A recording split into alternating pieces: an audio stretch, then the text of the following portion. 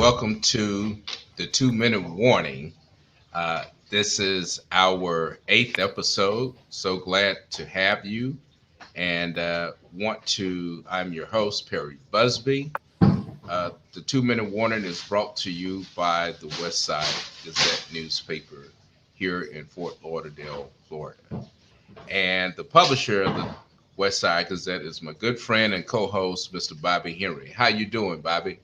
Man, I'm kind of moving kind of slow this evening, Perry. Today was kind of rough, but I'm here. I'm always terrific and getting better. So, I hear you. mhm. This election season has been a toll on all of us, and you're not alone in feeling weary. I'm sure a lot of us are trying to get that second and third win and see ourselves through this election on Tuesday, and so I can definitely uh, understand, along with this election and with COVID now rising. Uh, Oh wow, there's yeah, a lot on us, man. you're right. You're right, man. And what's the saying? If everybody did a little bit, then no one person has to do a lot. You know, Right. but here lately, we seem to find ourselves where only a few people are lifting, and the load is Yeah. extra heavy. So Yeah. yeah, Yeah. And unfortunately, that's really always been the case. That it's the few who do the greatest sacrifice for the many. Uh, and that's why if we could go to Scripture, Scripture says, "Don't get weary mm, in well doing." And hmm so, if we know what we're doing is right, and we know what we're doing is advancing, uh, we have to take comfort yeah. in that journey. And so we have a long legacy of people who have taken on this fight. Yeah, man. Yeah. Also, I understand too that Vice President Biden was on Trump today at our stomping Really grounds over at Destination Trump. You know, great. so he was in the hood making his rounds and needed so.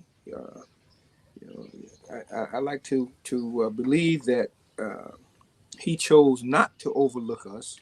You know, Hmm. though there might have been others who perhaps wanted to, but thank goodness that he prevailed. Right, Yeah, right. yeah, hmm Yeah, and so those are questions that will be pivotal coming out of this election. yeah, Uh, where do we see ourselves as the African hmm American community? yeah, And we played a pivotal role in this election. So yeah, where do we see ourselves? yeah. And you sent me an email with some numbers about voting. Uh, what's going on, Perry? How is it shaping up? What is it looking like? Well, the numbers on the whole, and you have to understand numbers can be amazing, but numbers can also be deceiving. Mm-hmm. And so we've seen a lot of action. Uh, I'm I'm still new to Florida, and so I don't know the voting patterns of our people. But I've looked at some places that I knew were in, uh, you know, good population, and I've been a little concerned over the early voting in terms of the turnout at those particular sites. Mm-hmm. But again, numbers can be deceiving, and I know for myself, I made a point to vote at the African American Library. I felt that if I was going to vote early, I needed to vote at a place that was somewhat symbolic. Uh, and so I passed up to two or three other locations Mm-hmm. to vote there specifically. But again, I don't know. I don't know what that says about our community and where and how we're voting. Uh, I will be getting some data on that shortly, and Okay, good, so good. Mm-hmm. Yeah, I was, and I'm still trying to find it, and I'm going to send it to Ariel and see if she could run this. I think it's about maybe a minute 30 seconds, little video, and it was back and I think it was 1964 maybe, with Mm-hmm. Martin Luther King talking, and surprisingly, the election was on November the 3rd. So Right. yeah, really, things haven't changed that much. Some of the same stuff he was saying then is applicable now. So Right. yeah. Uh, Yeah. And I don't think things have changed as much as we like to say that we've advanced. A lot hasn't changed, especially around voting. Uh, we've had some advances, but we're still uh, on the upside of this curve when it comes to voting, especially voting now in this new digital age. mhm, Uh, but at the end of the day, Bobby, I mhm. still say the fight is the same, no matter what the weapons are. The fight is the same. Yeah. And as the old saying goes, it ain't the size of the dog that's in the fight. Mm, It's the size of the fight that's in the dog. that's So right. this is nothing new to us, and maybe we just ought to vote and shut the.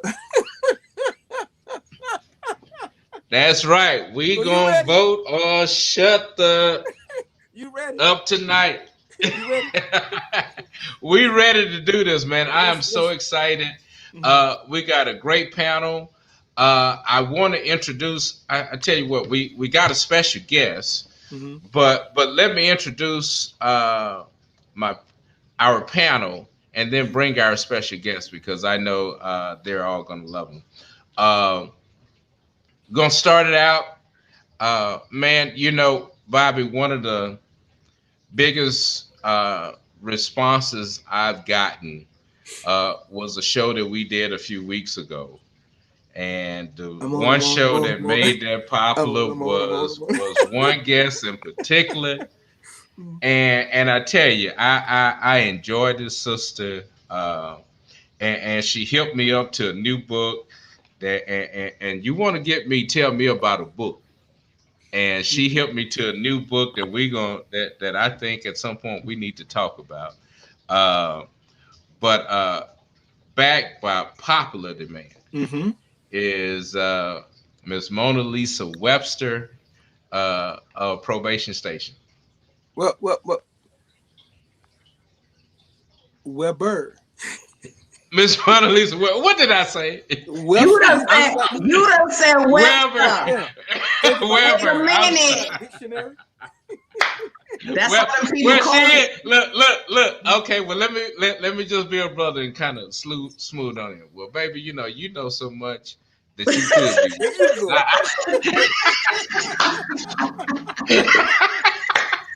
If your name, if your Yeah, name ain't I could Webster, Oh call my you God. Webster's, baby. yeah. You taught me so much. I could call you Webster's. I love it. I love it. Thank you so much. I appreciate it. It's a pleasure to see everyone. Yeah, it's an honor. I was really shocked. Like popular demand, people calling about me. What they want? What they want? But I'm Yeah, back. no, Thank you. yeah, yeah. I look forward to the conversation. And you know what? I'm noticing I'm always the only woman on the panel sometimes. Well, well, I'm noticing that. I was like, whoop, whoop, okay, let's check this out. Oh, Let's see how this go with all these men.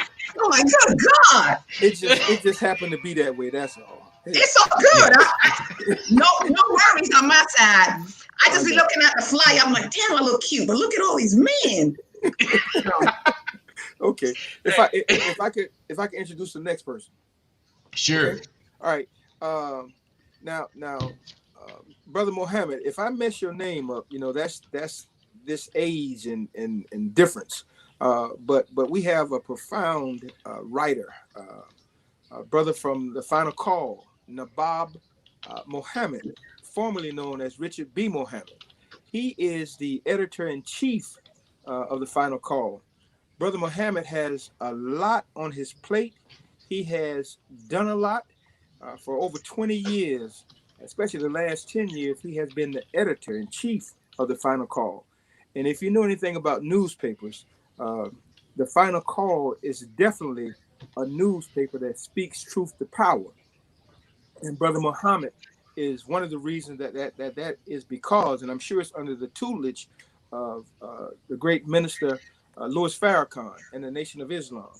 He's traveled internationally. He's covered unrest for different cities and in the U.S., and he has a passion for working with children and youth. He's a board member of the NNPA, and that is the National Newspaper Publishers Association. Create It's an embodied organization of over 224 black newspapers across the country, and Brother Muhammad sits on the board. I can honestly call him friend. And Perry, the brother has some battle wounds, and he's been through some stuff on the front lines as it pertains to COVID-19 as well, from a personal standpoint. So, without any Wow. further delay, let me introduce to you all Brother Nababa Mohammed. I'm messing it up. I'm messing Assalamu it up. alaikum, brother Bob. It's okay. Walaikum salam, Nah, my Salaikum brother. no, Walaikum salam. salam. no, just look. It's actually Bob Muhammad. But look, I'm learning to pronounce it myself because the minister gave it to me in February. Oh, So no problems. The one who pronounces it the best is the minister and my youngest daughter. I'm still working on it. okay. But brother, thank you for the invitation. I appreciate it. I'm wearing a mask because I'm in a situation where I gotta wear a mask. Okay. Got some stuff going on around here. So, but thank you very much, and I hope my sound is coming through well. Yes. Yes, brother. Yes. You like that hat, And Bobby? I see it, man. I saw your red shirt. I didn't want to say nothing about that, though. I saw that. Now, well, well, Nabat, you're gonna really like our next guest. This is a brother who we go back. In fact, we first met around politics. We were both doing some work on a campaign, and he was just getting ready to start his first venture, which was a restaurant. And man, he has just been a good brother. We work together, and now this brother is I call him the king of Houston restaurants. He's the head of the Breakfast Club LLC. His restaurant, many of you have heard of on Tom Joyner and several other shows. His name is, as well as the Breakfast Club, the Reggae Hut, the Alley Cat, Oh wow. and a downtown venture called Culture, as well as he's the first brother who I know personally who has a restaurant in a major airport. Mm. He's in George Bush International Airport, the Breakfast Club, and my good friend, Mr. Marcus Davis.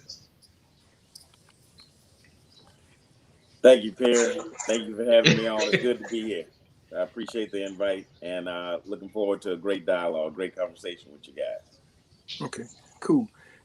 Perry, did you check the chat box out before we do it? Yeah, I see. Mr. Gann is on. He's but his camera is. We're gonna work out that one.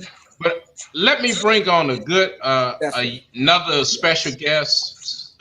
He is a truly talented individual here in the Broward area, spoken word. Uh, his fingerprint on black culture here in our youth is without a doubt uh, uh, well established, and I know he's getting ready for a spoken word event tonight. But I want to bring a good friend Darius Daltrey on. Darius had a rap about voting, and I called him at the last minute, and he said he would come do it. And I just want him to just drop a few verses. What's happening, people? Greetings, everybody? Hey, Mona Lisa, what's up? Hey Darius, how are you? Good to Doing see well. you. Doing well. Likewise. Mr. Henry, What's Mr. happening, Buzzley. man? All It's all right. well. Good to see you. Yeah. So yeah, that's interesting. When you hit me up, man, I'm like, yo, like that. What I put out today wasn't like I'm a poet and playwright and director. I don't fancy myself a rapper anymore. That was at a different point in my life, but I was so inspired to, to drop a little something today from, there's a couple of conversations that I've been having with people around voting and just kind of seeing where a lot of people, their mindsets are.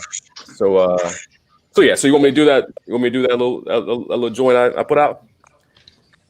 You can I, do that or whatever it inspires. so now I'll do that, and so I'm gonna do it more like a poem. So I'm not gonna try to rap it, because Okay. I'm destined to go off beat, if I do it like that. So in your mind, when I put it out, it was to the melody of "I Ain't No Joke" by Eric B. and Rakim.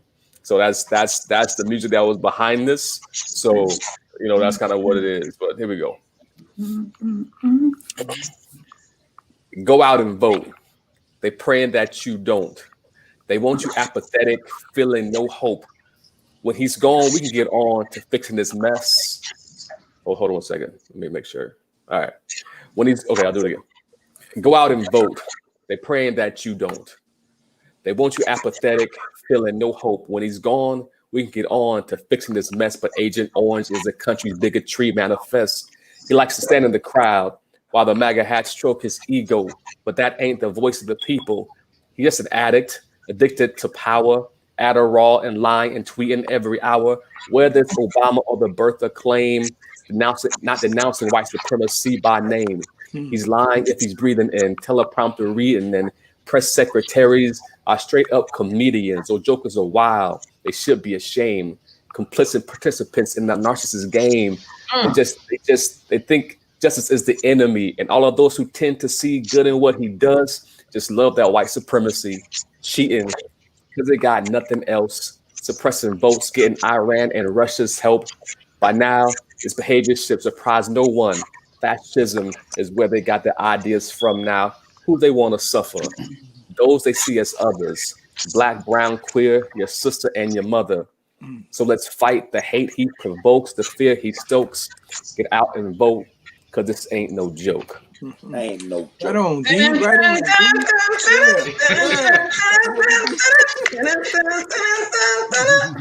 Yes, man. Yes. Okay. Very That was good. dope. Great. Thank That you. was dope. Yeah. So Yeah. I wish I could say for the conversation. I'm so excited that you guys are doing this and keep this up, and hopefully I know it'll be great. There's knowing three of you who are on this talk. I know it's going to be an amazing conversation. So I know the other two brothers got to be coming strong with it as well. So I wish you all well in the rest of this evening, and thank you for having me. No, thank you, Darius. Thank you, Darius. But before you go, I'm gonna put this Thank out you, there. Darius. Marcus, he needs to Yes, come sir. to Houston, man. So I'm putting it out there. What'd you say? He needs to come to Houston at the Come Breakfast on Club. through, and we can Yeah. get you to do No. that again. But I No. beatbox, so I can beatbox for you when you're doing it. Oh, let's get it. Let's get it. Oh, let's get it. All right. Now, Darius, he's had some legends come through. The Alley Cat, man. Listen, I wait. I'm a legend I too. just So hate the Negro waited until I left Houston to start it. Well, actually, what he was referring to is we've had the author of that song that you got Rakim coming through. Oh, okay. Well, listen, I wouldn't come and do what I just did if he has been there and done his thing. I'll do my own stuff. I wouldn't do that. No, I enjoyed it, brother. Enjoyed it thoroughly. Appreciate it. Much love, y'all. All right, y'all take it easy. All Thank you. right, be safe. Peace. Okay. So is Mr. Gann in the back room? Let's see.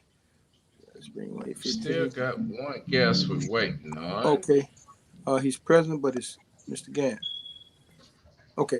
Well, while we're trying to get him right, I can go ahead and introduce him. That cool? Okay. Pierce? Okay. Yeah, let's go. Lucius Gann, all-world consultant. Now, if you have read any black newspaper in the South, and I know there are some in the West as well, you've read about Lucius Gann. Lucius is an award-winning journalist. He has produced shows. He has consulted to some of the politicians. He has written books. The one that is I think is most interesting is Dead Man Walking. He's received a number of awards, and I know there's a couple that really stands out for him.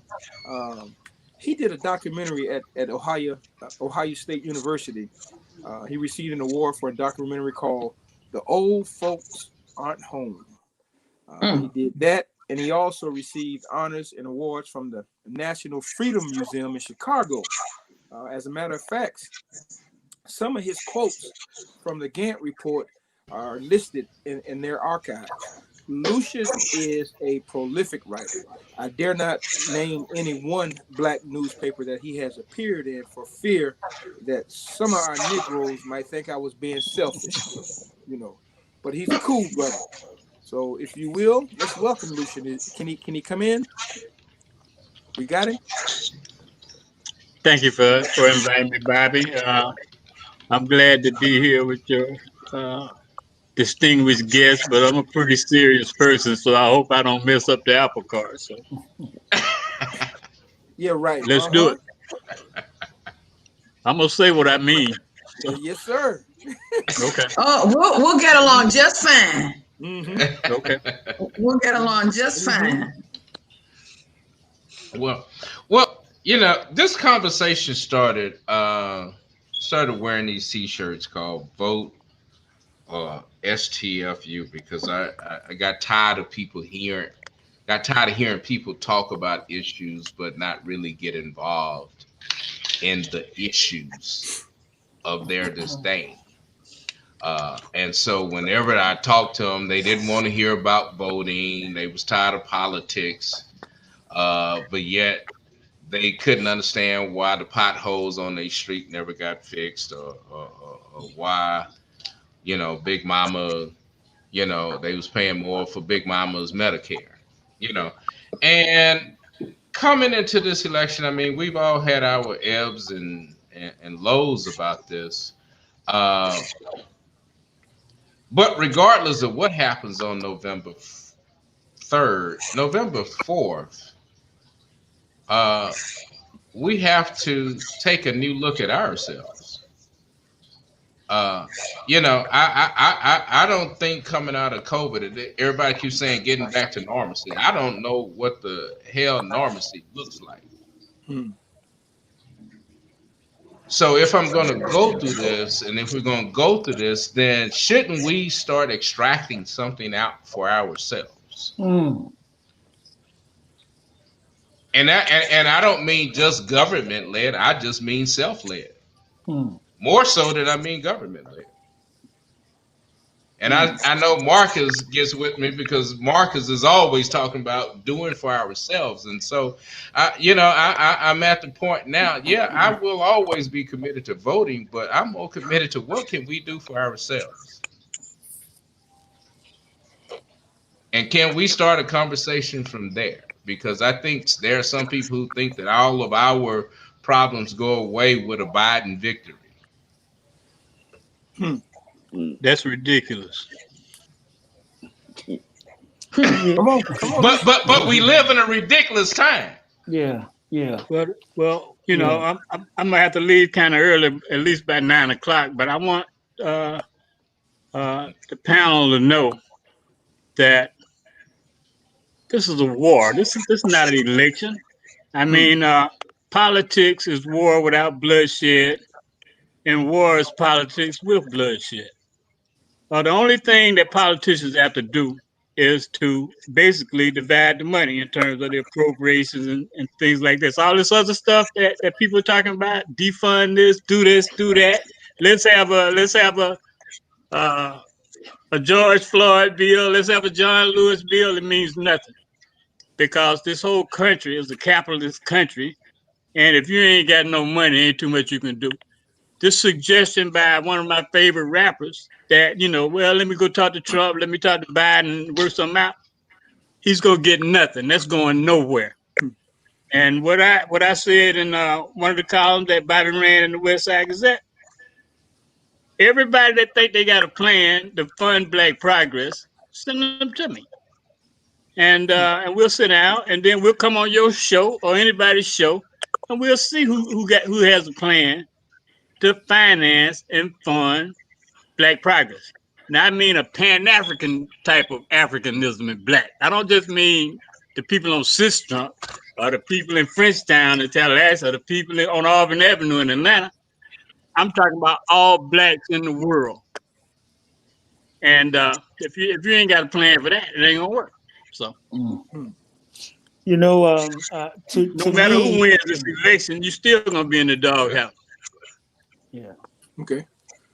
Um, Well, I, I wanted to say that the point that the host started from is a really great point because there's so much attention now on what will happen November 3rd. And some people are so focused on November 3rd that this is what they're driving into the minds of our people. Get to the polls and vote. Get to the polls and vote. So much so that you have people that don't want any questions asked of Mr. Biden, and they don't want you to press him to make any commitments. But I think absolutely, regardless to who wins, the question is, what will we do for ourselves on November 4th? I think that voting is very important. But you cannot be like a trained dog where somebody rings a bell and you come out every 4 years and cast a vote and go back to sleep.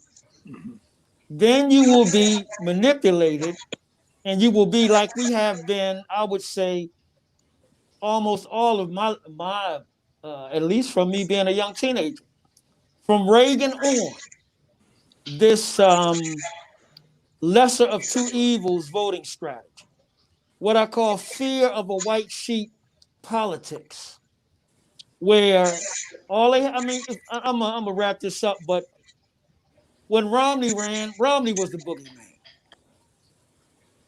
When the man out of Arizona ran, he was the boogeyman. McCain. Right. McCain, he was the boogeyman. Yeah. Before him, I guess Dole was the boogeyman. Before him, Bush Jr. was the boogeyman. Before him, Bush Sr. was the boogeyman. Before him, Reagan was the boogeyman. So I think that we have to decide how we are going to act in our own best interests.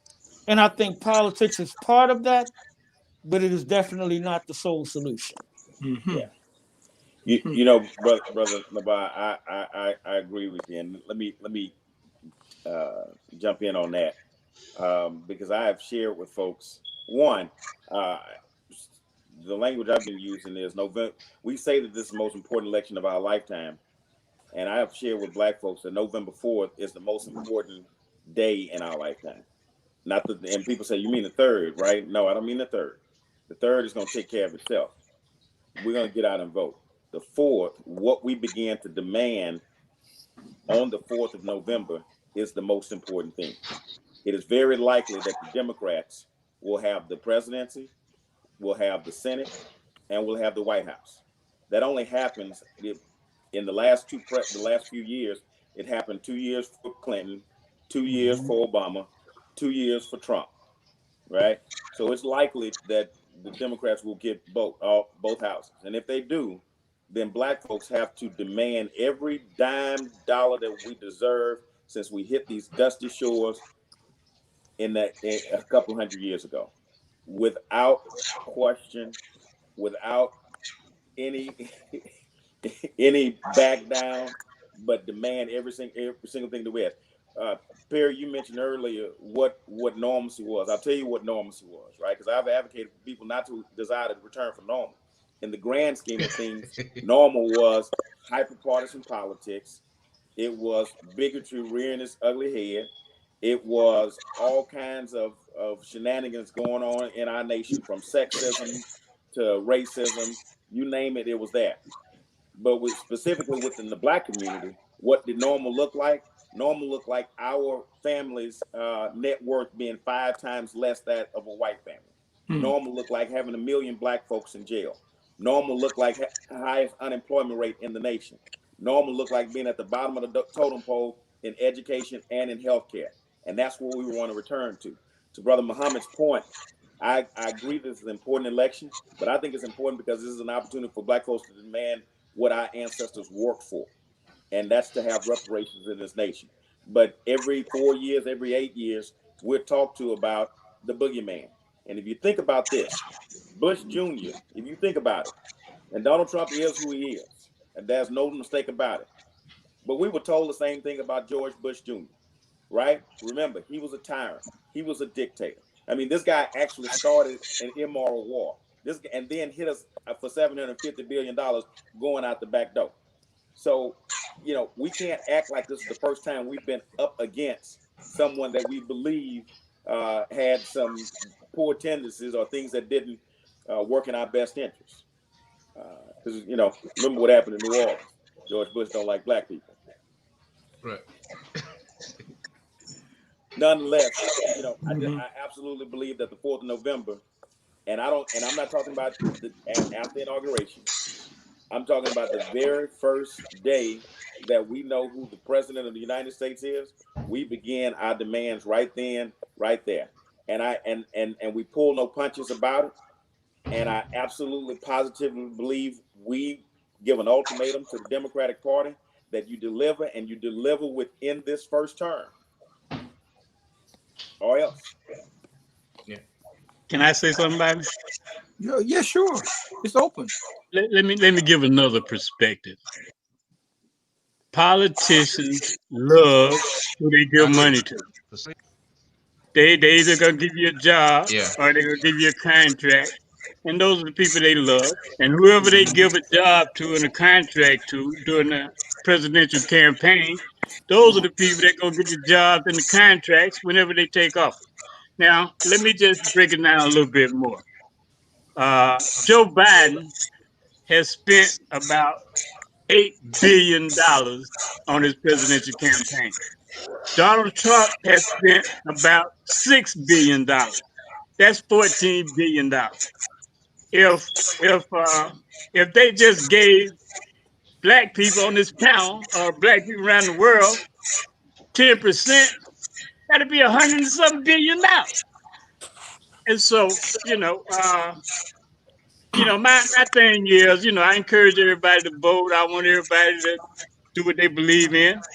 But my plan is for all of us and all the black people interested, not every black person, all the ones that want to do what we say we want to do, come together.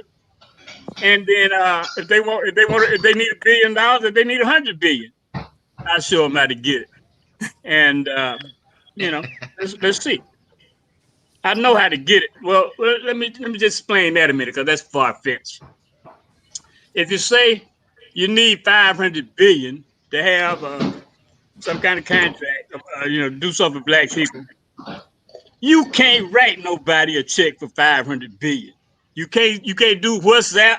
You can't do PayPal. You can't send it Western Union. They don't even know how transactions that large are done. White people don't use money to buy commodities and oil and stuff like that. They use what they call instruments. Okay, what is an instrument? If you go to your bank, to your teller who you've been giving money to all your life, if you go to your bank and say, this guy Lucas was on West Side Gazette show, and he's saying that he knows how to raise billions of dollars.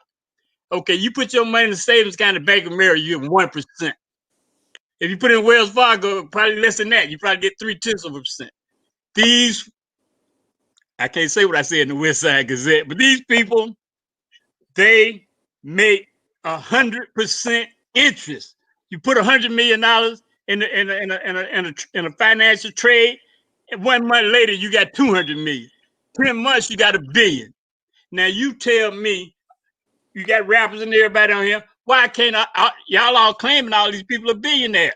Oprah and all the rest of them, they not billionaires. They got $1 billion in assets. But to do the work this money thing like these white folks working, you got to have either an instrument or $1 billion in cash. And so the black people in our community that know how to maneuver through Canary Wharf Society Generale, Standard Charter, Credit Suisse, HSBC, and all these banks that's doing all these, Deutsche Bank, all these banks that's doing serious things. Notice I didn't say nothing about Bank of America, Wells Fargo. Don't nobody want to deal with America. That's why I say to solve our problems and generating revenue for our people, we got to expand. We got to go further than SunTrust and Truist and Chase and all that kind of stuff. They know what's going on, but they will never tell you. If you think they'll tell you, go to Bank of America tomorrow. So this guy on Bobby's show was acting crazy, saying that you can make 100% interest. They'll run you out of the bank. And if I tell you all the details how to do it, they'll kill me. Any black person from Marcus Garvey or whoever else you want to name, they either dead or gone because they kill them. And we know how to do this thing. And the Chinese and all these other people, everybody saying you should hate them. They don't mind doing $1 billion deals with Mr. Buzz Perry, Mona Lisa, nobody. They don't mind because they're in it for the money. They don't care. And so all we got to do is give the black people in our community a chance to explain it to the people that's interested. I don't want to talk to everybody. Only reason I'm on here is because Bobby asked me. I don't need any publicity or anything like that. All I want to do is help my people. I can get this money they're talking about. I can get this money to hire all these architects, engineers. And all. It ain't an Akon thing. That's a dream. It ain't a Kanye West thing. That's a dream. I say, if the black people that everybody loves, all the Kanyes and all the Drakes and all these people, all the Master P's and Baby and all these kind of people, if they put up the money, it'll never leave their bank account. It will never come to Lucius Gann's hand. I won't touch it. It'll never leave their bank account. I'll show them how to get an instrument. They can move all this. You go to Africa, there's more black billionaires in Africa than it is here, and tell them like, hey, the African Americans are coming with 100 million. You put up 100 million, and you go around the world. Jake live in Canada, I guess, and you go around the world and get all the black people that's interested to put up, say, $10 million. They also get help millionaires put up $10 million. It will never leave their bank account. It stays in their name. And how can you beat that, man? Okay, Bobby, I don't know how you beat that. I really don't. but Go ahead.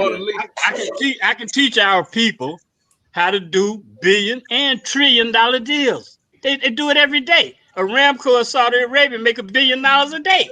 Yeah. And they got to work 50 years like all these people you talking about. And they say, oh, I'm a billionaire now. They make $1 billion a day selling JP-54 jet fuel to fuel all these stealth bombers and all that kind of stuff. But they don't want us to know. They don't mind giving this person, that person $1 million or whatever. Give them a record deal. I'm gonna give you $1 million. But they don't want you to know that your money don't even have to leave your bank. Well, it sounds like we're gonna have to have a show dealing with. Yeah, that's a whole nother. Right. We're gonna have to. But let me piggyback off of what the brother's talking about. Though our people ain't ready for that. They're not really mentally. They not ready for that. Like it's a lot of people ain't ready for that. We come across people on a regular basis. Yeah, I want to make it. There's no discipline or a lot. Many of our people lack education, discipline. You feel me? Like we have to come in November 4th. If that's what we're doing, man, the first thing we gotta do is how do we unite? How do we love on each other? How do we help each other? You feel me? I just need you. I just need you, sister. I just need people like you. I don't need everybody. I just need people that want to do something. Right. I just take 10. Don't leave out Will Smith, all these other people. Just get 10 people that say they got some money. And we say put up $10 million. It stay in your name, stay in your bank, and I can handle it from there. Mhm. That's all you got to do. Yeah. I just need I I just need people like you, Mona Lisa. That's all I need. Mhm. I don't Mhm. need everybody. They ain't too many. Very, Mona, very Mona Lisa, limited. you got that 10 Okay. million you talking about? I don't think they I got all got the what? money they say they got. You got They that got 10 million you talking assets, about? but they ain't got no money. They got assets. I ain't got 10 million, brother. I ain't got 10 million, but it's like but we Neither go do ahead. I. Neither do I. but But I there know how to are do 10 it. That's million all. of us that do have something, right? Right. Right. And I know that we've I've heard that language before, and I don't. It's not that I disagree with it. Um, I just believe that the power of the everyday citizen, of the 10 million to 40 million black folks that walk around with 10, 20, $50 in their pocket, that spends it in different places on a daily basis. Our knowledge of our power has to come through empowering the everyday folks to know what we have the ability to build. Right. And Right. if we make sure that our dollar makes it from the butcher to the baker to the hot sauce maker, then we build wealth in our community. Mhm. And so, Okay. Exactly. in you use scripture, we can't wait for the water to get stirred and wait for some other man to come put us in, whether it's the Will Smiths or the Ice Cubes or whomever. We got to pick up our own mat and we got to go and walk for ourselves. And that walking includes making sure that every day, every dollar that we spend, we put at least a dime of it back into the black community. At a minimum, if we begin to spend 10% of our dollars in the African American community, we will see a change in our community without having to ask anybody for anything. Don't get me wrong. That doesn't mean that I don't want my money from the oppressor. That's not what that means. That just means that, in my words of my mentor, we're going to build our ship and sail it at the same time. Mhm. Mhm. Okay. Right. Yeah. Yeah. And so, I think that in talking about November 4th, we're at a time. I was listening to Malcolm's The Ballad of the Bullet. I mean, we are, no matter how you slice it, we're still at that time where one of the things I enjoyed most was Malcolm when he first came in. He greeted everybody, including including his haters. And so, how do we move, knowing what we've learned now, in this new dynamic age where information is coming at our people faster? I was looking at a documentary called The Social Dilemma. Grandma.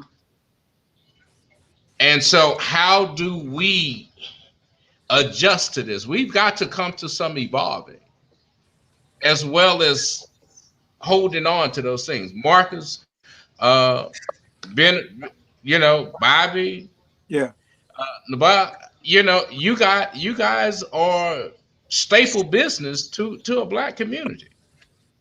Y- You know, Marcus, you said something earlier about uh, what did you the term? Did you use the oppressor's money? What was that term you used? What was it? Oh, I said it doesn't mean that I don't want my money from the oppressor. I don't Right. want my money from no Right. oppressor. Right. It Right. ain't Right. his money. Right. It's my ancestors worked for it. It's Right. my daddy who had to pay taxes and couldn't vote. Right. It don't belong to him. It Right. belongs to me. We just need to Hmm. figure out how he gonna give it back to us. Okay. And I asked that question because if our business relied solely on black people putting advertising in our newspapers, we would go broke. You know, and that's downright despicable. Uh, even though we spend more money than any other race of people with them other people, uh, yet if we would say, I spend my money with you, I need you to spend your advertising dollars with our black owned media. They won't even do that. Um, it we know we I'm sorry. We know that it's hard as hell to get us to support us. On the last time we spoke, we one simple thing when it came to the bus boycott, they had one objective, and that objective was to stay their ass off the bus. That was it, and everything else would take care of itself. If we were to take away some of the stuff that draws us in different directions and came up with one thing that would lead to us getting what we need, just stay off the damn bus. That's all. We don't have to put anything else to it. And you Bobby. know what, brother? You know what, brother Henry? Yes, sir. Oh, I'm sorry. I'm sorry, Queen. Go ahead. So Mona Lisa. I love your words, but like to me, COVID-19 was one of those signs to slow us down and focus. You feel me? COVID-19 because we spiritual beings. You feel me? And we not paying attention to spirit. We not paying attention to what God is doing at all. We just like to me, this is me. I'm speaking Mona Lisa. COVID-19 was that thing to stop us on our tracks and think and recreate and redevelop and reevaluate and step back and maybe join forces. You feel me? Save up money. Man, everybody tripping, drinking, smoking, chilling, having all type of like everybody COVID parties. COVID parties, everybody's sucking, doing everything like except for like really what needs to be done. So if COVID can't slow us down and make us think into the right direction, man, our future generations is out of here. You know what I mean? And I know like every time I speak so passionately about this because I'm looking, and we followers. You feel me? Man, November 5th, everybody gonna start celebrating Thanksgiving. You feel me? And then we're gonna come back 4 years again. We're gonna have this conversation again. And every 4 years, every 2 years, every 4 years, every year and a half, whatever the F it is, this is what we're gonna be doing. Why? Because I've been doing it since 2014. Same conversations. Same thing. You feel me? I hear you, my sister. Let me this one right here. I won't. I have committed. So, see, look at that. That was the devil moving busy. I have committed Right. that I will not be singing the same song and dance. That right now again going back to this election, the Democratic Party has 18 months.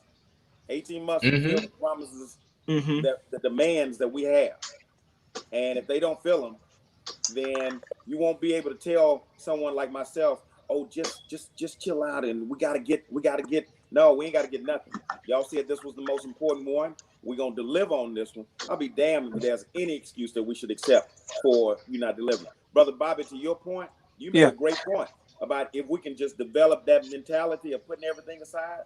I can tell you now, bear witness, we do have that ability. Yes, I agree. Because every day on social media, you hear black people telling other black people, be quiet, just get Biden in and get Trump out. They don't want to hear in any other language. They don't want to hear debates. They don't want to hear discussion. They don't want to hear intellect. They don't want to hear logic. They don't want to hear history. They don't want to hear anything. Nothing. They have developed the mentality, the ability to shut everything out and say it's only one objective, and that's to get Trump out.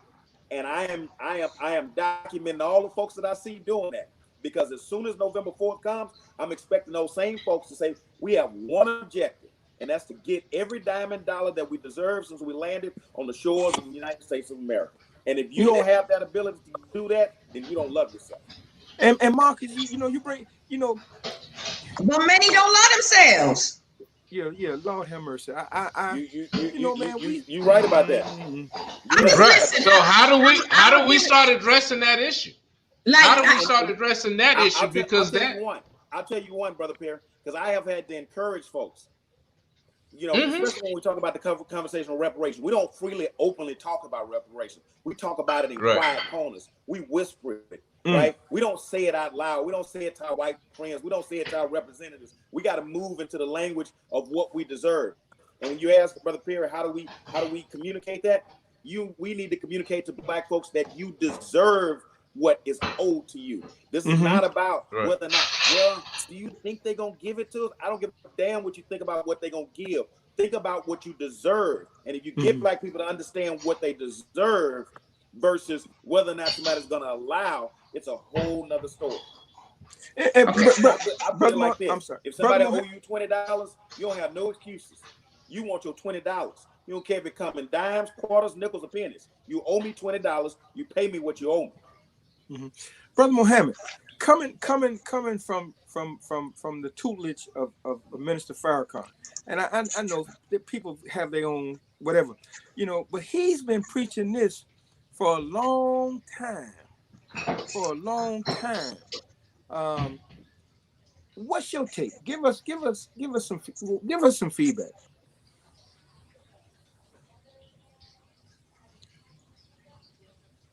You on mute. I'm on mute. There you go. Okay, all right. Okay, you all can hear me now? Yes. I'll say this fundamentally, right? You have to have a deep love for black people. Thank you. To work with black people. And that means you got to be willing to suffer.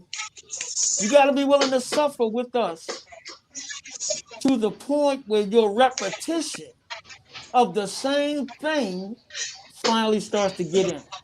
But I think right now, the conversation that we're having says that we are coming to a certain point, at least some of us. So I think the key is to, first of all, for us not to fall out with one another based on which white man is going to rule over us. We cannot destroy our relationships with one another because we disagree on a candidate or we disagree on a tactic. So I think we got to bring that temperature down because, as my brother really wisely and truthfully represented, you've got those who don't want any discussion. And that was their problem with Ice Cube. It wasn't that his plan was bad. It wasn't that he didn't know what he was talking about. It's that in their eyes, he was speaking out of turn because they didn't want anybody challenging Mr. Biden that they felt could damage his chances. But I'll say this. I was thinking earlier. Is it possible that we could form a group called something like the November 4th Coalition? And we start from that time coming together, emphasizing common black interests, emphasizing black love, emphasizing black economics, emphasizing what we've learned over the last 4, 5, 6, 7, 8, 9, 10 presidents. Can we come together to organize? Because the Biden people and the lobbyists and the white folks are already organized. So I think, in my humble opinion, maybe that's where we can begin. Maybe we come up with, I don't know, maybe it's a 5-point plan, maybe it's a 10-point plan. I'm sure my sister's smart enough to give us something to start with. And then if we agree, and then we try to recruit maybe it's individuals, and maybe it's also organizations. But we're going to have to challenge our own people who will tell us to wait. They're not telling you to wait now when it comes to voting, but they will tell you wait when it comes to results. And we can't wait. No, I agree with you. We can't wait. Mr. Gant, you still on? I know you said you had to leave at 9. Are you still on? Anything anybody wants to ask me, I'll be glad to answer it, but I got a doctor's visit in the morning. Right. Anything you want to leave us with before you go? Well, I agree with Brother Muhammad. I agree. Ice Cube is a good guy, and he had the right intentions. And I think all of you are just as good. And I like to work with everybody. But I know we're going to need money. I know we're going to need land.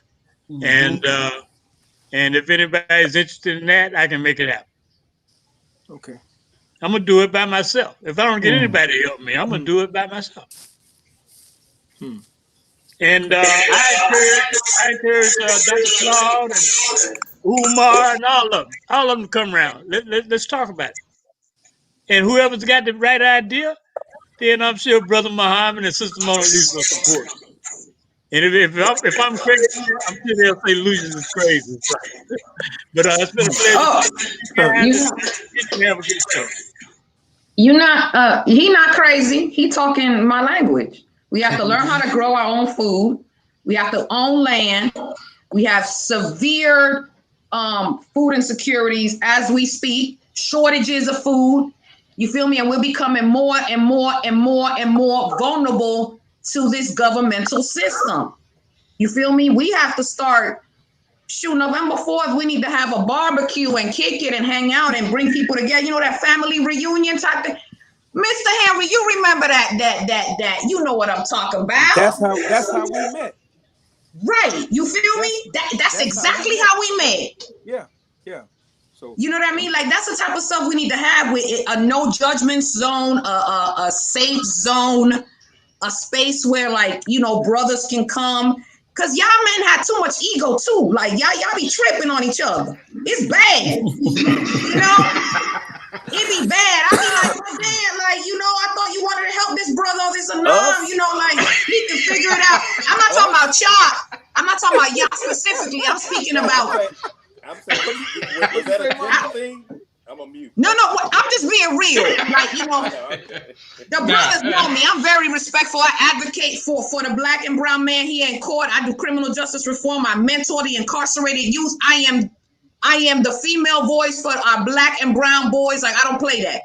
But what I realize is I interact with a lot of men, right? Yeah, there's so much ego going on and can't find ways to work together, or somebody's vision this. It's like everybody has their own agenda and their own visions, and everybody, I mean, listen, I think I'm on my 8th for the culture meeting, okay? Every meeting's for the culture.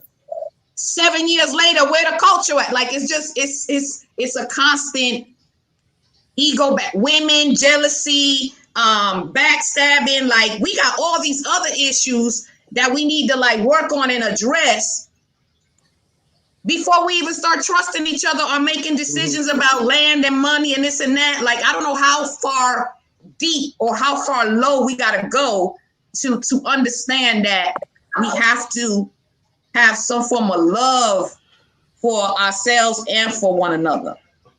Well, I think one of the ways we can love ourselves, if we're gonna talk about leadership, whether it's, you know, Democrat or Republican, I think we have to start with the leadership that represents our community. Uh, you know, to be honest, if you're a white supremacist, I at least know where you stand. What I can't stand is for a nigga who say you with me and then you not, or I don't know if you with me. And I think that those are some of the questions that we really have got to start asking. I know I'm down for the community, and I ain't trying to hurt no brother. I'm not trying to be a hater. But man, if this ain't the position for you, I got to tell you in love, this is not you. I've lived in Houston. I've lived in Beaumont. I've lived in Broward. There's no greater recycling program than recycling Negroes in leadership. Right. Every time you start a new program, you're going to see the same Negroes. Never mind that they didn't do shit with the last one.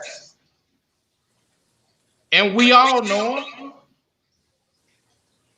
So how we going to start dealing with this if we're not willing to deal with the block and the corner that we own?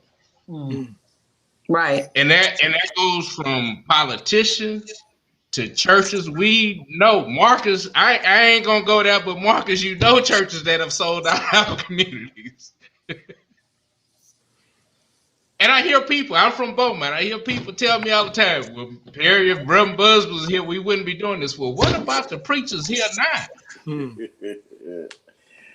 You know, I think I upset some of them the other day when I said y'all mad at Q for talking to Trump, but y'all sat in the pews behind some pastor that supported Bush. Yeah. I don't understand. Yeah. They took that faith-based money and it was all good, right? It was all good in the hood because he was giving out faith-based money. But that's a whole nother story. That's a whole nother show. But But this is the show, because if we gonna vote on it, this is how far the vote goes.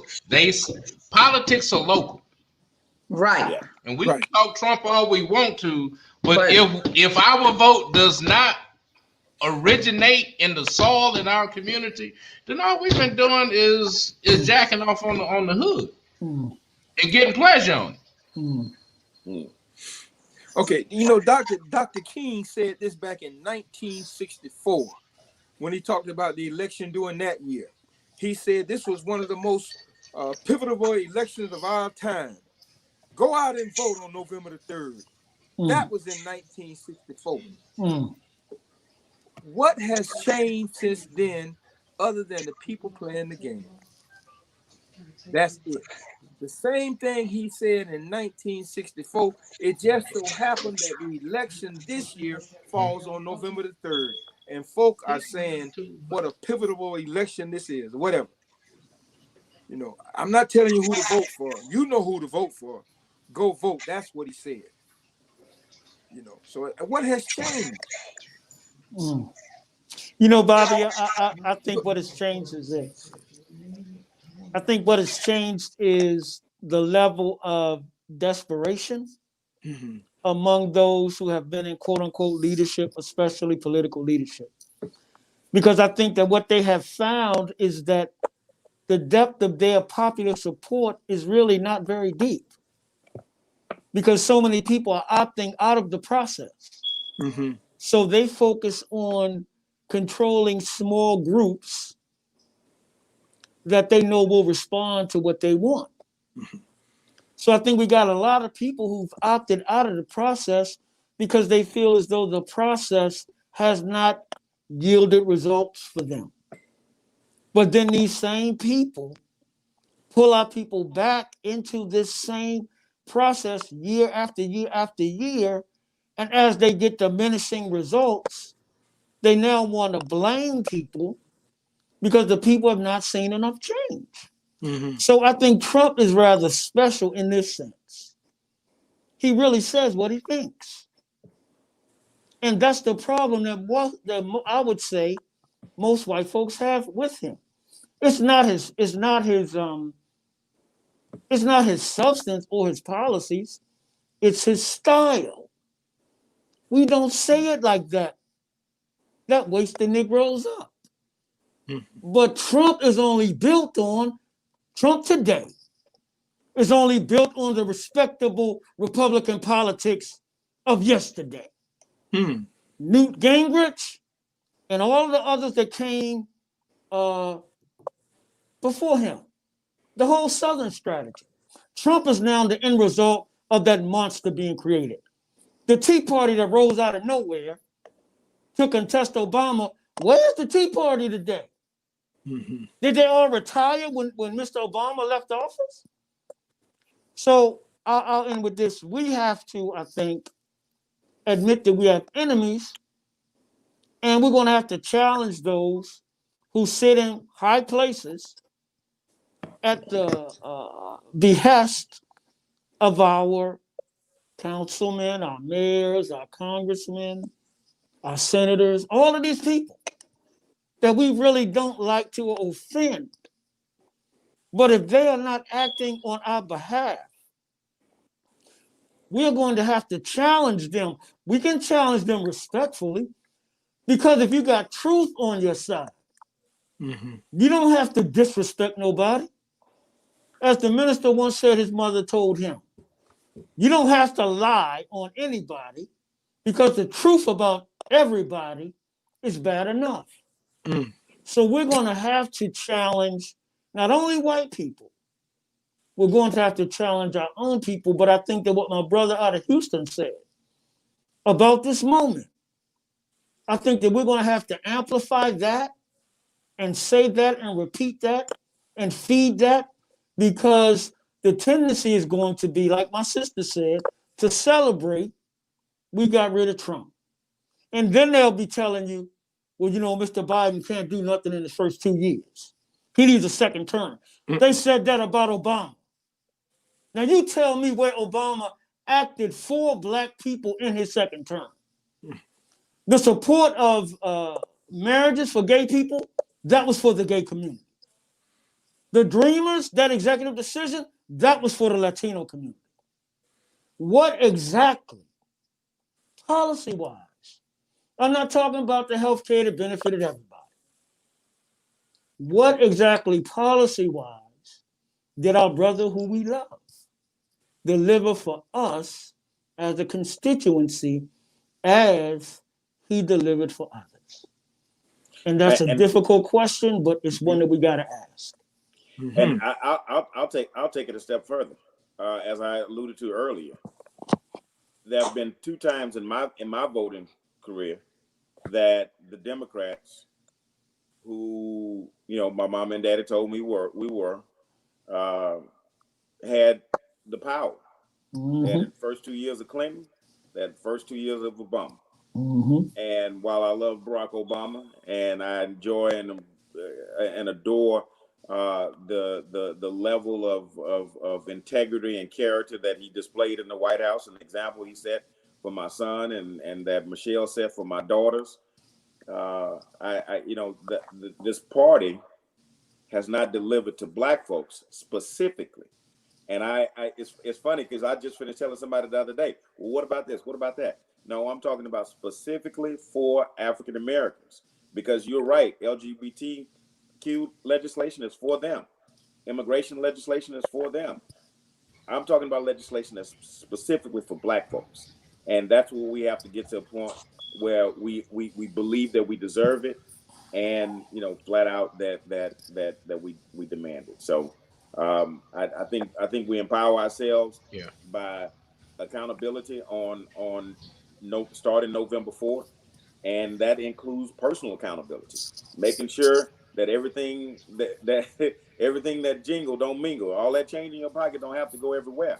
That change needs to stay. And you want change in your community, bring change in your community. And if we begin to, I'm gonna close on this. If I said it earlier about we've developed this single-mindedness, right? We're just get him out. We got to carry that over to just get what we deserve. And we've got to move into understanding that supporting our businesses. And I'm gonna go with Brother Lucius early and Brother Henry. Right now we're not using our leverage as African Americans as a voting bloc. You say we're not a monolith, but 99% of us are Democrats. I don't know how much more monolithic that can be, right? You say we're not a monolith, but every person with melanin in their skin will get their ass whooped on the streets by a cop or shot and killed. So don't tell me what we're not when the evidence says we are. Yes, we think differently. I disagree with Mr. Biden on that statement. Yes, we do think differently and might have different objectives. But the reality of it is the melanin keeps us in common with one another.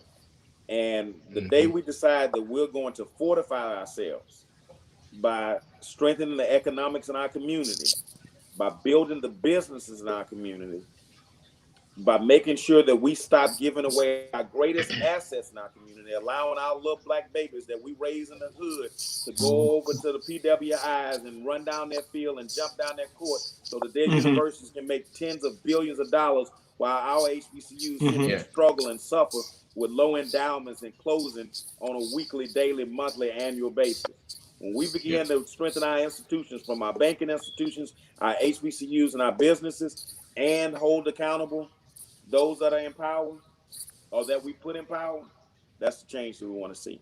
Hey, thank y'all for the invite. My next meeting starts in about 3 minutes. Thanks, Marcus. I appreciate it much. The next time I'm in Houston, I'll be to the Breakfast Club again.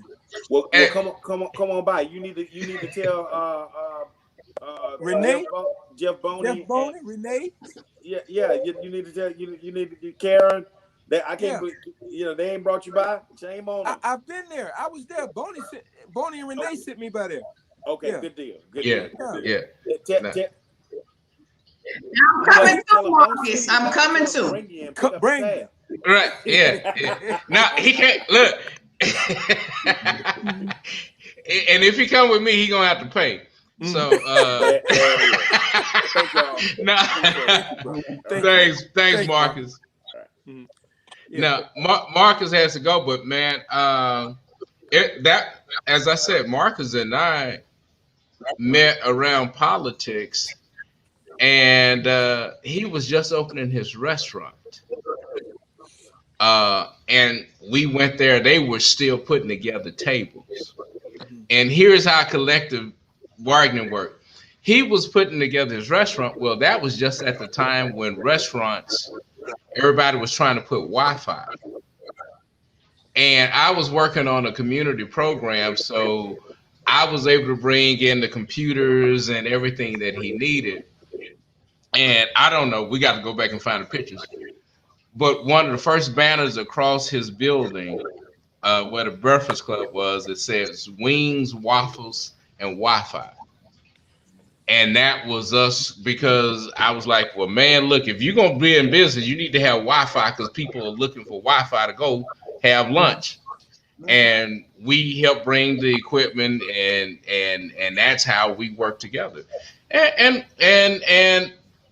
that's one of the things that, me coming from the IT world, wanted to help small businesses understand that I don't care where you start, you're going to need some IT help. And so, Yeah. how do we work together? It's not always about just that bottom line of the dollar, but how do we lift this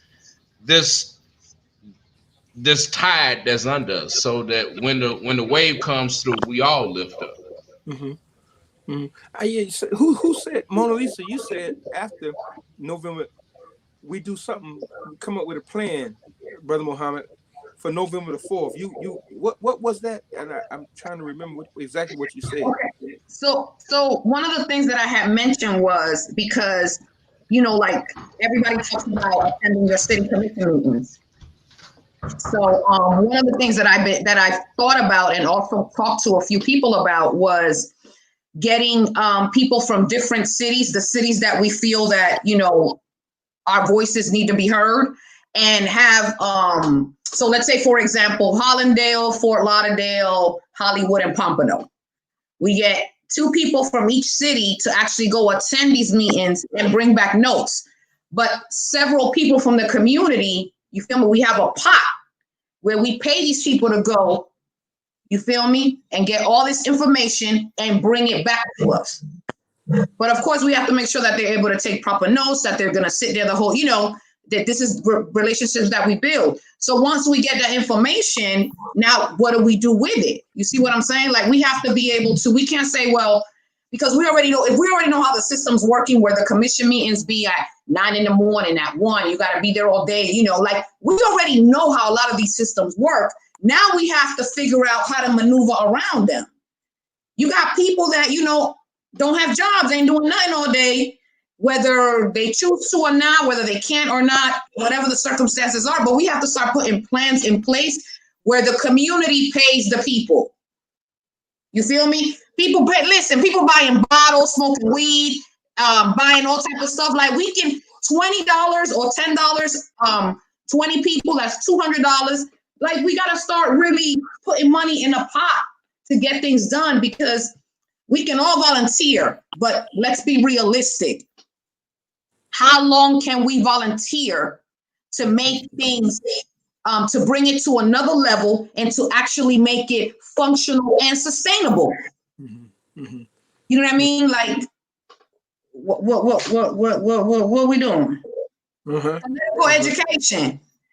And also, whatever people we don't want to run in 4 years, we got to start finding people now, and our elders, our older Black men and women, to start molding and training. There'll be 4 years before the next whatever it is, and now 4 years of learning, training, mentoring. Because remember what I said in the last show, we have to learn how to maneuver in these spaces, because Lord knows I still need some help. Okay. You feel And me? your thoughts, your plan, it has not fell on deaf ears. We've had conversation with people who are willing to do that. Now, this is the key here. they feel the same way we do. Everybody can't come in and mentor. Right. We can't allow that. So these are selected, and these are people who want to be servants and not to be served. They Right. see the need, and everybody can't come into your circle. I agree. Everybody can't do that. So we just have to start with what we got and move from there. Brother Muhammad, you said something. What you call it on November the 4th? Unmute yourself. Unmute yourself. Okay, I'm open now. You said something about November the 4th. You called it something. Yeah. The November 4th coalition, where we come up with maybe 10 points, 10 basic kind of broad points, whatever they are, and we get people to now sign on, and now we start to work and organize ourselves, because fundamentally our purpose is to hold the Biden administration accountable. And we are not going to let anyone deter us from getting as much as we can get. I don't want to hear about what you can't do. Because you ain't telling that to nobody. Look, brother. They ain't, look, let me say this. Say it. They ain't telling white women who put Trump in office. They're not telling the third of Latinos who voted for Mr. Trump. They're not saying to the white Republicans and the white quote unquote independents that voted for Mr. Trump, the Democratic Party is not castigating them. They're trying to woo them. They're trying to massage them. They're trying to offer them something to come over to the other side. They basically telling I'm not going to use that word. They're telling the Negroes, shut up and vote. Shut the up and vote. And vote, right? So but I was thinking about this earlier, and Bobby, I'm glad that I came on your show, because you remember what I told you. Yeah. Like, look, I'm nonpartisan. Right. I know a lot of people is pushing Biden. I'm not going to do that. I said, but everybody's got their thing. So if that's what's going on, maybe I'm not the man for that show. You said, no, come on and speak your piece. Yes. So I really thank you, because it's really been a blessing. And maybe we can start as a grassroots collective. And maybe eventually, sister, we'll have to get into the thing that you talked about some kind of collective economics. Maybe each group handles that in their own city. But I think we come up with some basic agreements, and we push them in Chicago. Y'all push them in Florida. My brother called his people in Texas. And we connect, because I think there's a lot of people, I know black men in particular, that are tired of feeling like, damn it, you're going to bully me. Look, I had a conversation with somebody, and it was so nasty, and all I did was ask a question. I said, I'm not voting for a damn soul. Because if that's your representation, where you would insult me because I asked a question, look, I ain't looking for no white man to save me. Said, I'm Nabba Muhammad with the Honorable Minister Louis Farrakhan, and coming out of the teachers of the Honorable Elijah Muhammad. We got no faith in white people. Period, bar none. Ain't nothing changed. Nope. So my point is, maybe there's something there, Bobby, that we can work on. And Brother Muhammad, you said something. Collectively. Collectively we can do anything. We can do, but it has to be on one accord, and that is for us. Perry, you mentioned the fact that you bartered with Marcus on the other end. He had a business and you bartered.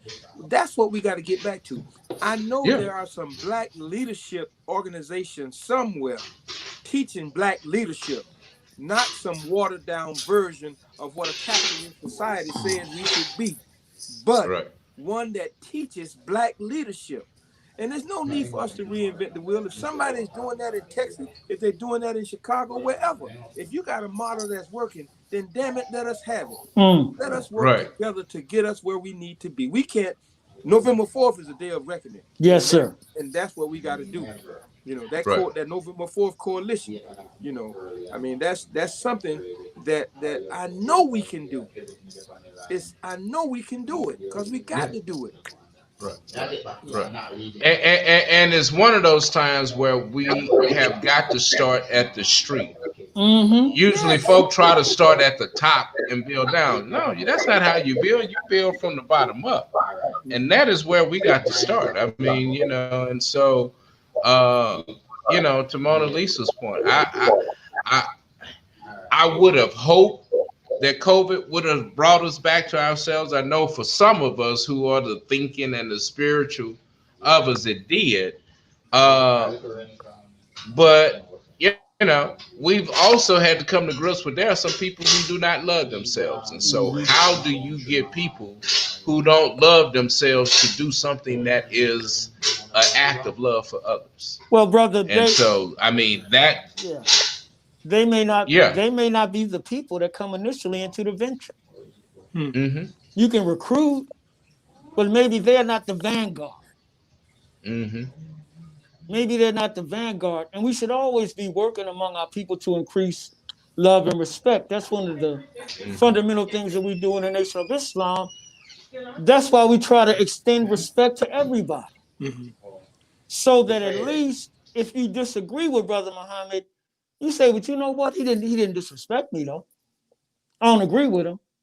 So, but I think we start with what Mr. Gantz said.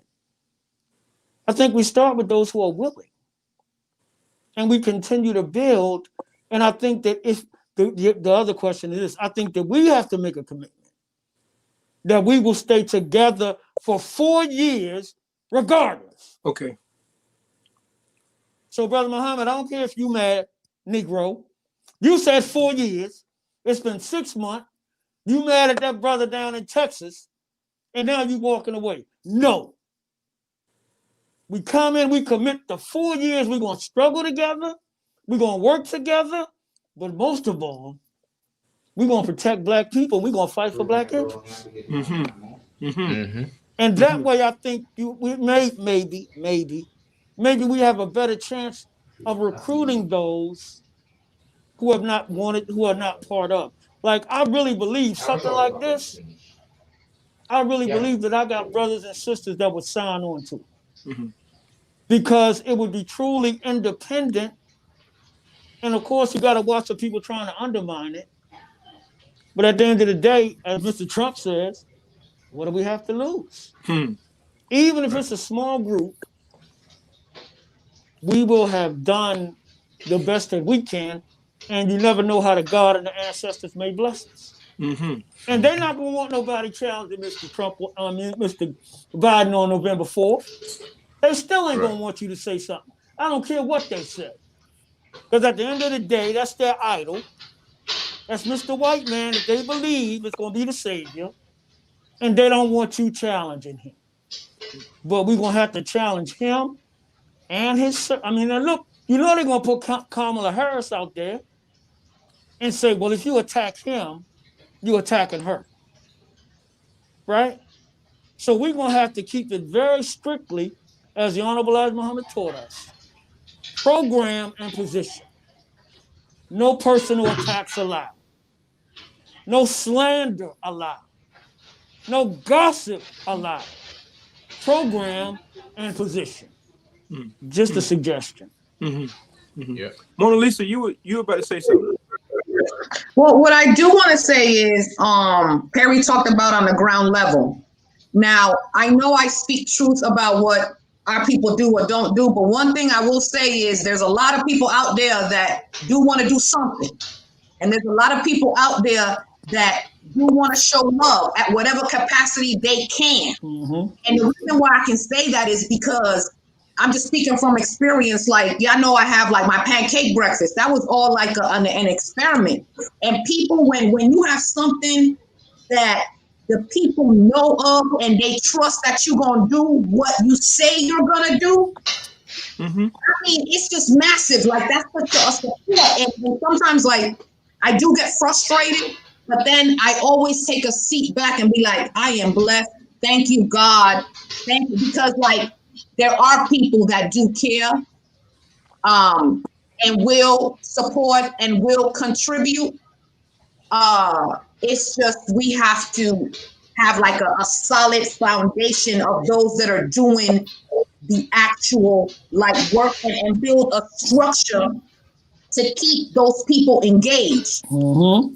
You feel me? There has to be a Mm-hmm. structure, because what happens is, and it's happening constantly, within the last so many years with all these movement spaces. Mm-hmm. You do something good, all these people come, and then you don't have any foundation or any structure on what to do with all these people, then people lose interest. Mm-hmm. You know what I mean? Go ahead.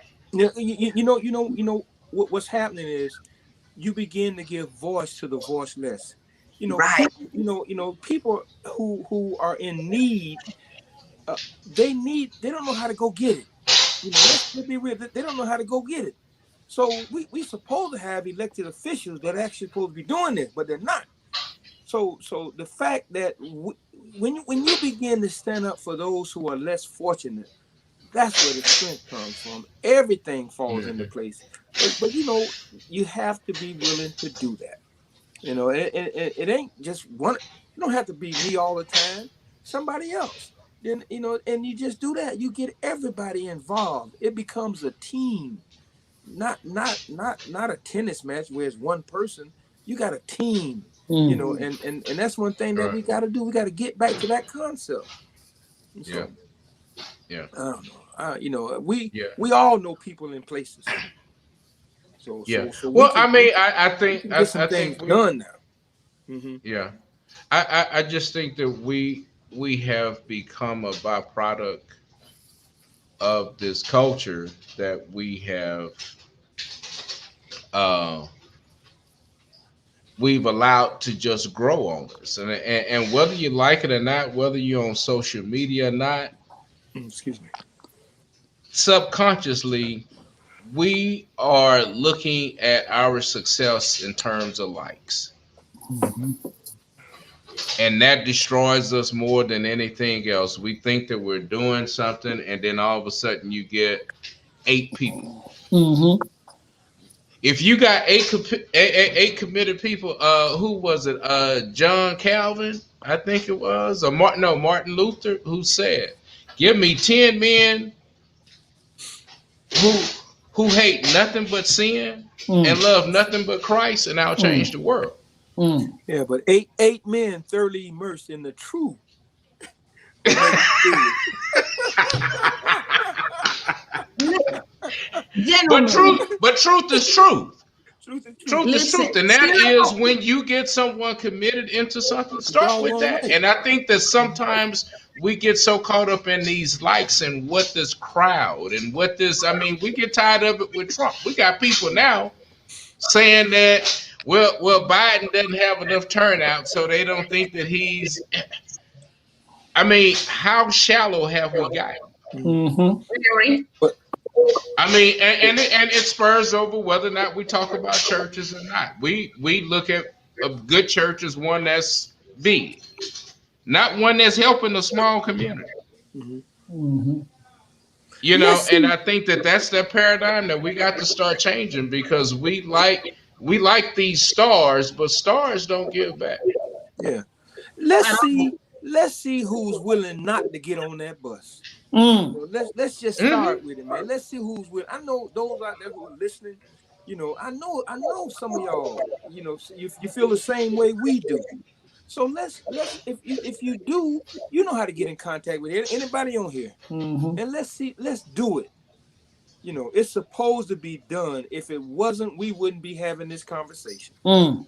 Right. Hmm. Right. So, No, we'll agree. hmm yeah. Well, I do hope that we continue to talk about voting past November 3rd. Because Yes. after November 3rd, we won't be hearing no more voting. No, it's a So new kind of hope. I'm hoping to, there's one thing that as people we need to be studying on a regular basis, year round, every day, on a regular, all the time, is like financial, criminal justice, credit, politics, like that needs to be an ongoing thing on a weekly basis somewhere, on a regular basis, to the point where, you know, the turnout is huge. It could take a year, but like we need a safe space and something that's consistent. I am starting my webinars with Probation Station, so I'm going to take that opportunity to also, as I'm teaching people, you know, tips on early termination, modifications and stuff, I'm going to throw in like political education and the importance of being involved politically. Because if not, you know, I hate to say it, but Well, no, but I agree, because one thing that they do say is people gravitate to either people that are like them or people that they want to be like. And I think nothing helps someone on probation who on paper than somebody who at least looks good and who been on paper. Mm-hmm. You know, I'm one of them. I mean, I can talk nasty and everything else, but I can also talk being on paper. Yeah. right. You know, and so right, Let you me know, tell you. but there's very few people who want to talk about that, who on paper. Right, yeah, see, and that's another thing, like the only way that we're gonna come to real conversation is if our elders come clean. You feel me? So we don't feel you know, my mom passed away, and one of my biggest regrets was not really knowing her history. I ain't know you. We're not even taught. Look how deep this goes. We're not even taught to ask our parents about their history and what they've been through. I always challenge my brothers, yo, y'all want to treat women like this? Ask your mom if she's been raped.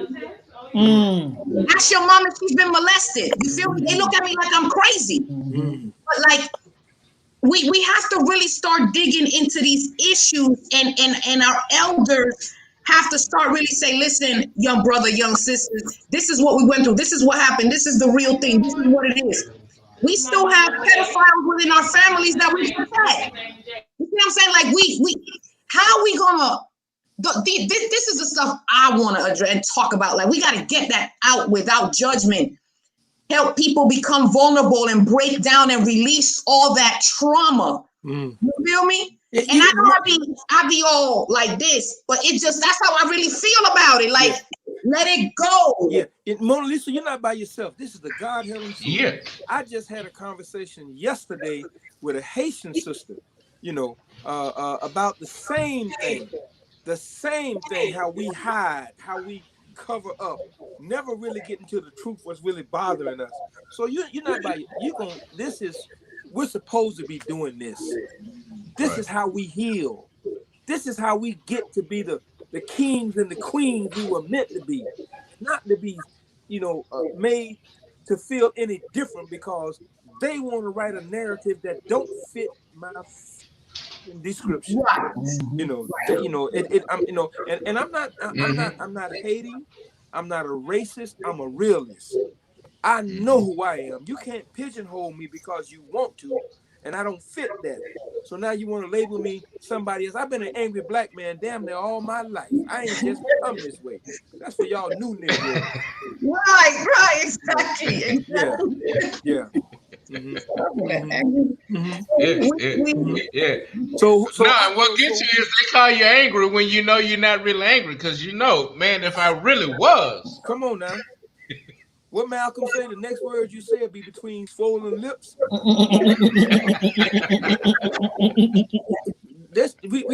gonna do that November 4th coalition and see who really don't want to get on that bus. Right. We got to draw some lines. I think it's time to draw a line. You know what'll be dope too? We should get a bus. And ride around all Brown County and be like, man, who the hell on the bus? Who on the bus? Who on the bus? Man, let me tell you, there's some John Browns out there. You know, it's This we're going to continue these type of conversations. This ain't the last one. You know, we're going to continue to do this till we get this coalition formed like we're supposed to. and do what we have to do. Okay. Definitely. Yeah. Mm-hmm. I look forward to it. I look forward to, y'all even guiding me too, because I need some guidance sometimes. Yeah. We got to get stuff moving, Yeah. All over. Yeah. Bobby, and with the permission of your panelists, I like to get everybody's information if that's Yeah. possible.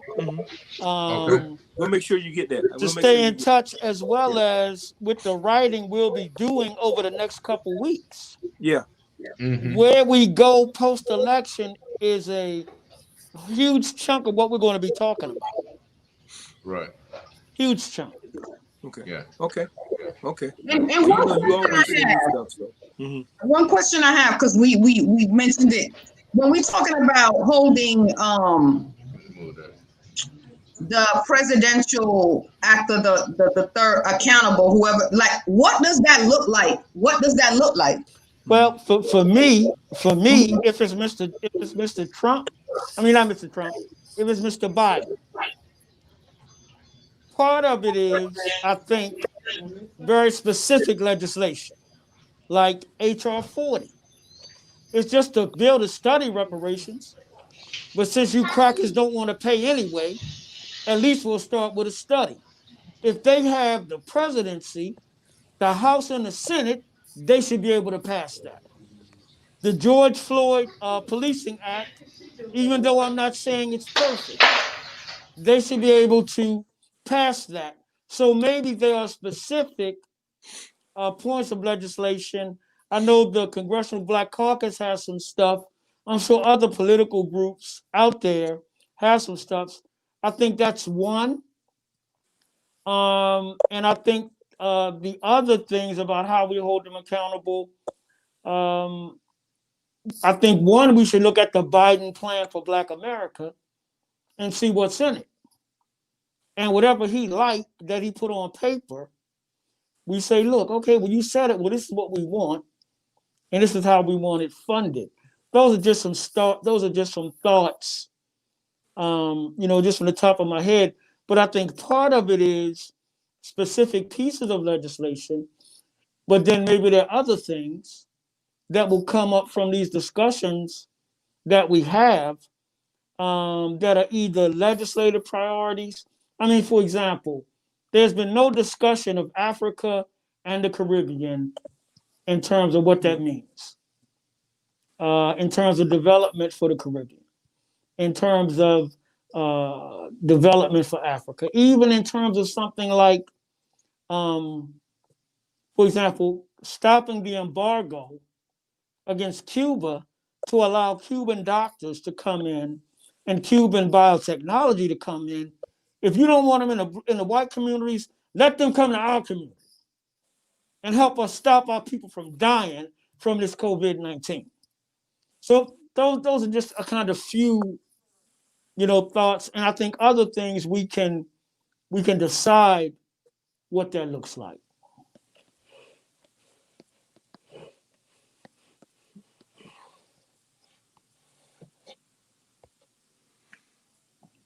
Okay, that makes sense. Okay. No, it does. And then, But I'm also thinking we got to hit local too, though. I think absolutely. I think that's right? I think that's the connection. That November 4th coalition is about holding Biden and local politicians accountable. So, sister, there may be some things that you want very specifically for those that are in the grip of this beast. Maybe some very specific things that you want. Maybe some very specific things that they want coming out of prison, because of course it's not just when you locked up, but like in Illinois, you come out of prison, there's a whole list of different, you can't get a barber's license. It's a whole bunch of different prohibitions that this is after you've done your time. But you can only get them with certain dispensation. So maybe it's people like yourself that's working in specific areas. And I think we have a kind of national hit on Biden as the leader. And then we got local connections. And maybe it's people that are supported by it. Well, Mr. Congressman, you came out and demanded that everybody vote for Biden. Mr. City Councilman, Mr. Mayor, this is what we want from you. Where the money gonna come from? Call your boy in Washington. Tell him you need some block grants. You need some Justice Department grants. You need some housing and urban development grants. I don't give a damn where you get the money from. You said he was our friend. Tell your friend his friends need some money.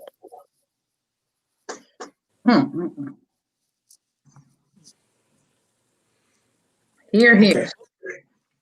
All right, y'all. We are winding down. Mm-hmm. So, yep. Closing comments. Well, Lisa, let's start with you. Well, as always, I appreciate you brothers. Thank you so much for having me. You know, as usual, I encourage everyone to vote, do their research. But again, I'm more on the everyday, hands-on, on the ground, like what we do. Like that's what's gonna bring the change, the commitment.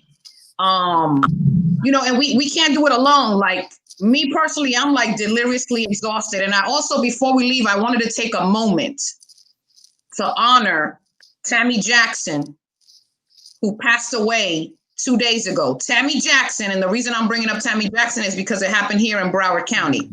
Tammy Jackson was the young lady who had the baby in Broward County Jail. She passed? She passed 2 days ago. And I just want to honor her because we were talking about sacrifice, right? And commitment. Tammy Jackson had a mental illness. She had her baby in Broward County Jail without any medical assistance. They found her and her baby, blood on the floor, just unacceptable things. And what I want to say is that I know many people may have looked down on her, may have talked whatever the case may be, but there is a law that passed that became effective July 1st, 2020, the Tammy Jackson Act. This law is stamped in the state of Florida, which will prevent other women from having from not getting medical attention. And even though it happened again in Broward County, it's a disgrace. So I just want to put it out there, but I just want to honor Tammy Jackson because she came into this earth, she sacrificed. She was put in a position of sacrifice. The system failed her, and still she's a legend. Her name will always live in the state of Florida, the Tammy Jackson Act. And I just wanted to say that, and I want to thank you all. And collective, let's move forward. Like, I'm not really into like anybody saving me. We got to do this ourselves. So I appreciate y'all. Y'all know that. I appreciate that. And again, y'all need to follow probationstation.com. I'm doing my webinars. Y'all got to pay because I done gave too much free information for the last 6 years. So y'all got to pay. It's only $30, just a bag of weed. It's a bag of weed, it's a bottle. You good. Not a big deal. Invest in yourself. Invest in learning the system.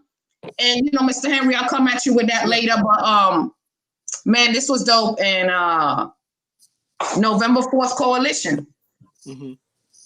All right. Brother Muhammad Naba.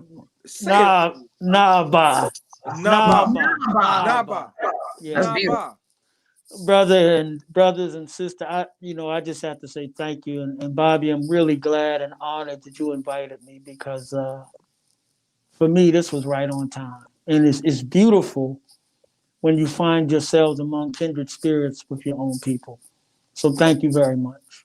You're more than welcome, my brother. Thank you. All right. Perry? Hey, man.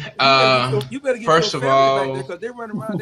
You're gonna see some embarrassing stuff. man, I'm telling y'all, man. Shoot, you caught me at home this week, but no, this has been a great lead up to to what we've been talking about. for the last, I think maybe since September, with the 2 minute warning. But just being one prepared uh, to vote. Uh, but as I said, voting is just a participation Mm-hmm. part. Uh, True change comes with involvement. We didn't get the Voting Rights Act on voting. We got it because of involvement. The women's suffrage movement didn't happen through voting, it happened through involvement. And our generation, those of us who were the beneficiaries of the civil rights era, we have to take responsibility. As Mona Lisa said, we got to come clean. That some of what we lost came due to our inaction. We talked Mm-hmm. voting, but we weren't active and we weren't Mm-hmm. involved. And so for that, I'm glad to that this has started to build a network. I'm not a good salesman, but I enjoy networking, and there's power in networking. Uh, and one of the things that I do want to say, we talked about voting. Uh, if I could just encourage the listeners, if on my phone here, I know you probably can't really see it. Hold on, wait. There's a uh, there's an app here that's called Actual Vote. What we're asking people to do at the close of voting on Tuesday night, go to you can either get this out of Google or from your Apple from the Apple store. I'm not an Apple user, so I'm just winging it on you out on you Apple users. But for your Samsung through the Google Play Store, it's a thing called Actual Vote. And if you would download that to your phone, what you can do once the polls close is that you can go to your polling site. They should have a strip, which is called a polling tape.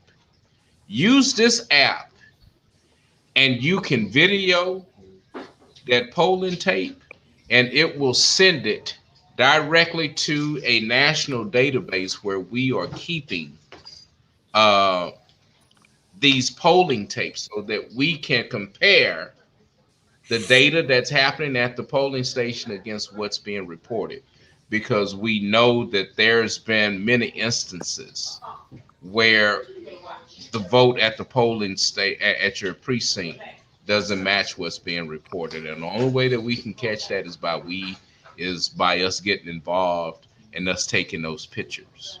And so I Mm-hmm. just want to encourage you, uh, no matter where you are, you know, download it and go to your precinct. And if not just your precinct, go to a couple other precincts. Bobby did it, and it is an amazing experience when you see the amount of information that they give us that we walk past. Hmm. Okay. So I just want to encourage us that that's a part of the involvement. You cast your vote. This is a way for us to ensure the integrity and the accuracy in our elections. Okay. Thank you, Perry. Okay. To everybody, Mona Lisa, uh, Nabab,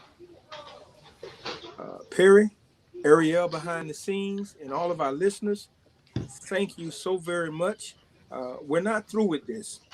Even though we call this the 2 minute warning, and it started out as a warning dealing with elections and the entire process, it has grown its own legs and it's beginning to walk.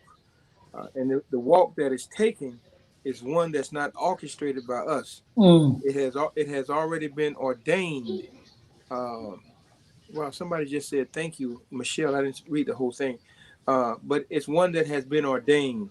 We've crossed gender lines. We've crossed different segments professionally, religiously, but the spiritual bond that's there is one that can't be broken, and it's constantly growing because we're willing to put in the work. So I really want to say thank you. I want us to continue to do what we're supposed to do and uplifting our community, because when we uplift our community, we uplift the world. Again, we have different views and different opinions, but the one thing that we have in common is we ain't gonna get on no damn bus. That's over with. That's right. The That's November right. 4th coalition is here to bring everybody, those who are willing, who are supposed to the realization that ain't nobody better than us and we ain't no better than nobody else. Right. But together, we're everything we're supposed to be. So I want to say thank you until the next 2-minute warning. Will probably come after everything is after the damn election. It'll come after that. So, so it'll come after that. Yeah. But we will be doing this again. And I just want to say thank you. Pay attention to the 2-minute warning on YouTube and Facebook and everybody else, that has a book. Let's do it. Let's make it happen. If you have a voting ballot, don't mail it in. Not now. You got to take it to the election office and put it in the box. If you try to mail it in at this late in the game, it won't happen. I never even got mine. Yeah. I requested it twice and I didn't get my mail-in ballot. Oh. So What? yeah, I requested it twice. I have email confirmation. So, and I put it on Facebook. So when I get there, there's no issues. But yeah, so don't do nothing in the mail. Well, and if I can just say one more thing, I did get a notice today that out of the vote by mail ballots so far, they've received 182 with no signatures. They've received 32 with different signatures, 52 with signatures by somebody other than the person. Then another 32 from voters who've moved away. And out of that, that's 298 voters. In doing that, if they have a problem, they're supposed to send you an affidavit so that you can cure it. And out of those 298 that they have problems with, only 23 people have cured their ballots. So that leaves another, 275 ballots that people thinking that they voted and their votes will not count. Wow. So if you've gotten, And as of this morning, because we get reports every day. As of today. As of today. Only 37% of voters have voted. As of early this morning, before 9 o'clock. It changed already. Of course, because it's the end of the day. Right. We still need 67% to vote. Okay. Yeah. And please understand that when they tell you that your vote by mail ballot has been received, that doesn't mean that it's been accepted. It just means that they have it. That's all that means. Tuesday night, the NNPA, Black Press of America, will be going live on election night. We will be doing it from a Black perspective. So join in, and we're going to be live at Destination Sistrum, here in Broward County. We're going to set up and go live from there. So, brothers and sisters, shut the f up and vote.